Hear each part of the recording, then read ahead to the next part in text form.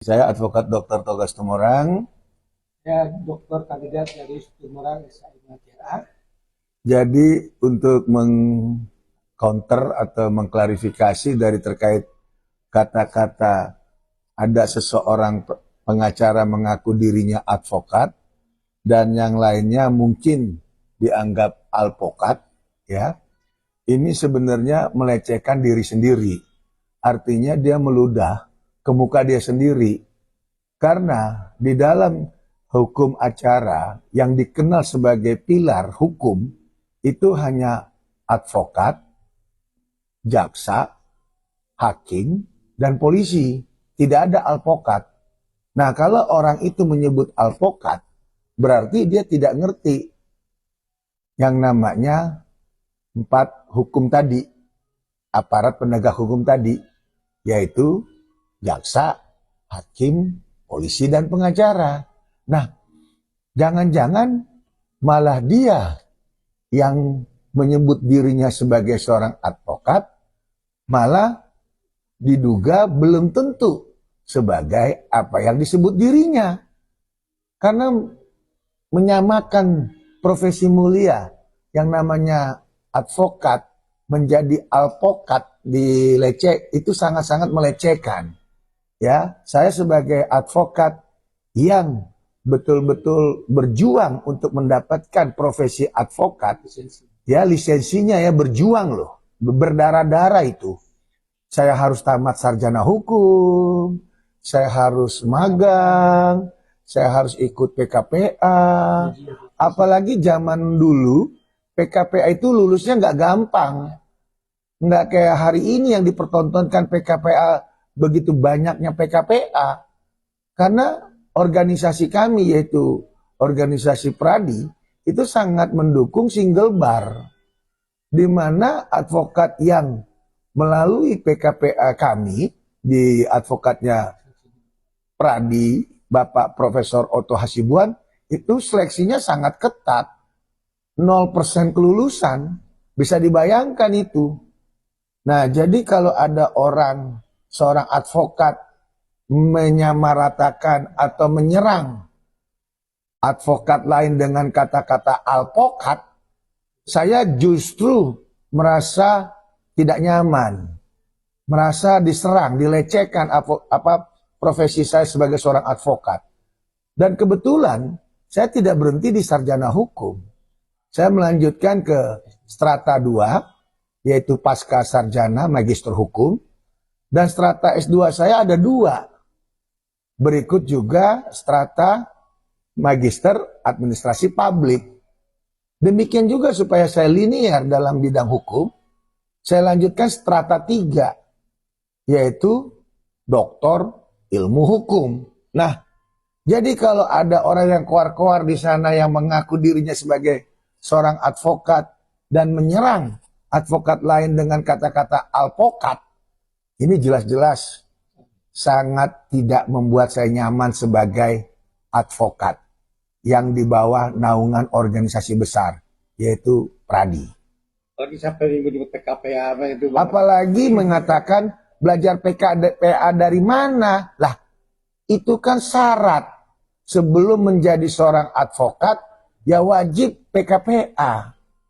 Nah, PKPA di kami, di Pradi kami, yaitu Pradinya Otto Hasibuan, Profesor Otto, ya Wamenkum ya, itu diajarkan bagaimana terkait pasal, aturan, lalu berpraktek di dalam beracara, dan seterusnya, dan seterusnya. Jadi itu yang perlu kami tegaskan di sini.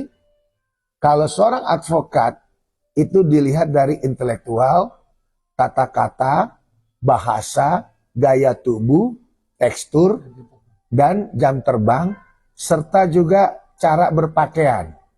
Itu adalah cerminan sebagai seorang advokat yang menjunjung etika, tidak menyerang-nyerang orang lain. Terus lagi yang kedua nih, Bang. Ini waktu siangnya pas waktu mereka ini nggak apa-apa kan karena emang ada buktinya, Bang, ya kan. Berdasarkan bukti kita wawancara, Bang. Siangnya dibilang tidak ada panggilan polisi terhadap RG. Gitu. Dan dia menyatakan bahwa Bamit menyebarkan statement hoax gitu. Sementara dibilang ngaku pada siang itu, dia bilang RG tidak datang pada panggilan pertama karena dia sedang luar negeri gitu kan. Namun tiba-tiba malamnya dia datang RG dengan kuasa hukumnya ke Polda Metro Jaya dan dia berkilah bahwa itu adalah undangan bukan panggilan. Ada kepada yang terhormat. Wah, ini kan kita sebagai netizen yang buta hukum, seperti apa nih Bang? Sebagai dokter dan juga praktisi hukum, seperti apa nih Bang? Kilahannya atau ada netizen bilang itu ngeles. Apakah benar itu Bang? Seperti apa Bang? Iya. Jadi perlu diluruskan. Kalau pernyataan Fahmi Bahim ya, Bahmin ya, Bahmit ya. Bahmit ya. Kalau perkataan rekan sejawat Fahmi Bahmit itu dinyatakan bahwa ada panggilan, itu kan adalah bahasa umum ya, karena dia dari kuasa pelapor ya, Kita berjani Pak.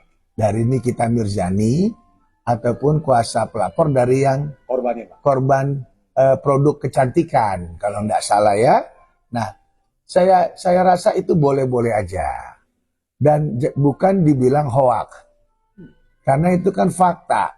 Dia lebih tahu jadwal panggilan, lalu juga apa dalam bentuk laporan dan seterusnya dan seterusnya. Nah, namun kaitannya terhadap kata-kata undangan kan itu. Nah, undangan ini bisa dikategorikan undangan dari mana? Kalau undangan dari polisi, ya wajib didatengin. Tapi kalau undangan dari pengantin Al-Ghazali, ya kita wajib datang ke tempat Al-Ghazali. Karena Al-Ghazali mengundang kita untuk hadir di acara pernikahan. Tapi kalau yang ngundang adalah polisi, ya wajib hadir di kantor polisi. Nah, undangan itu karena polisi itu kan untuk mendukung daripada hak jawab seseorang. Karena yang namanya laporan belum tentu bisa ditingkatkan menjadi pidana. Belum tentu itu. Dari lidik bisa menjadi sidik. Dari sidik aja juga belum tentu bisa dilanjutkan menjadi status tersangka. Status tersangka juga belum tentu selamanya bisa tersangka. Bisa dilepas daripada status tersangka. Itu tahapan. Jadi tidak perlu diperdebatkan terkait undangan. Namun pada hakikatnya undangan di kantor polisi itu sama juga dengan panggilan gitu loh. Ya, kalau undangan ke kantor polisi itu dibilang pesta, baru soal salah, baru itu hoak. Ya, nah undangan ke kantor polisi juga tata cara berpakaiannya juga harus yang seperti apa adanya, yang pada umumnya. Jangan bertata pakaian yang enggak juga. Dijagalah sopan santun misalnya. Karena kantor polisi. Tapi kalau undangan ke Al-Ghazali, boleh. Yang mewah-mewah. Nah, perlu digarisbawahi, undangan ke kantor polisi, karena itu adalah resmi. Panggilan dari institusi kepolisian untuk didengar keterangannya. Baik itu sebagai pelapor, ataupun sebagai terlapor, bahkan sebagai saksi. Berarti secara tegas bisa samain dong Bang? Sama. Iya. Cuman tahapannya ini supaya ada equal, hak jawab istilahnya. Kalau dari pihak pers ya, ya itu hak jawab sebenarnya. Jadi dipanggil dulu dalam bentuk undangan. Tapi bukan undangan artinya tidak resmi. Bukannya undangan tidak potensial diatur hak hukum. Itu memang diatur sebelum ditingkatkan menjadi ya, yang menjadi resmi. Artinya dipanggil sebagai terlapor. Jadi mengundang kontroversi mulu nih pasal hukum itu seperti apa nih Bang? Abang sebagai ini Kalau saya lihat agak lain memang ini pengacara-pengacara yang kayak gitu tuh ya. Artinya kok kepo daripada urusan orang lain. Fahmi Bahmi itu kan menerangkan kepada publik, kepada netizen, hakikatnya karena dia sendiri sebagai kuasa hukum resmi. Nah, kayak kami ini praktisi hukum, masa praktisi hukum dibilang pansos, praktisi hukum dibilang itu koar-koar atau alpokat, atau dibilang tidak tepat lah. Ini adalah ruang publik. Ruang publik, ruang terbuka. Siapa aja boleh menggunakan ruang itu, kecuali ruang hantu. Ya, kalau ruang hantu itu ngeri kita. Tapi kalau ruang publik, ya boleh kita ngomong. Karena yang ditanyakan masalah hukum linier dengan jabatan saya sebagai seorang profesi advokat. Dan kebetulan saya punya kantor resmi. Kantor saya juga besar, ya, berbentuk bangunan gedung dan milik sendiri, bukan sewa, bukan kelas ruko, ya. Itu yang perlu ditekankan di sini. Jadi jelas kualitas daripada seseorang untuk menyampaikan pendapat itu di ruang publik. Makanya dikasih sarana yang namanya ruang publik berbicara. Jadi nggak bisa dibungkam. Netizen nggak boleh ngomong, praktisi hukum nggak boleh ngomong. Lah, memang agak lain kalau kayak gini cara semua dilarang. Berarti agak lain, bahasa Medan bang, agak lain bang itu. Ya, aku kan orang Batak nih, jadi gaya bahasa kami agak lain lah itu. Agak lain bang. Agak lain. Oke bang, terakhir bang, satu gimana bang? Agak lain ini bang. Jadi untuk rekan sejawat saya, bersyukurlah Anda sudah ditunjuk sebagai kuasa hukum. Nikmatilah pundi-pundi yang Anda wajib diterima daripada proses sebagai seorang yang kuasa hukum daripada pihak sebelah sana.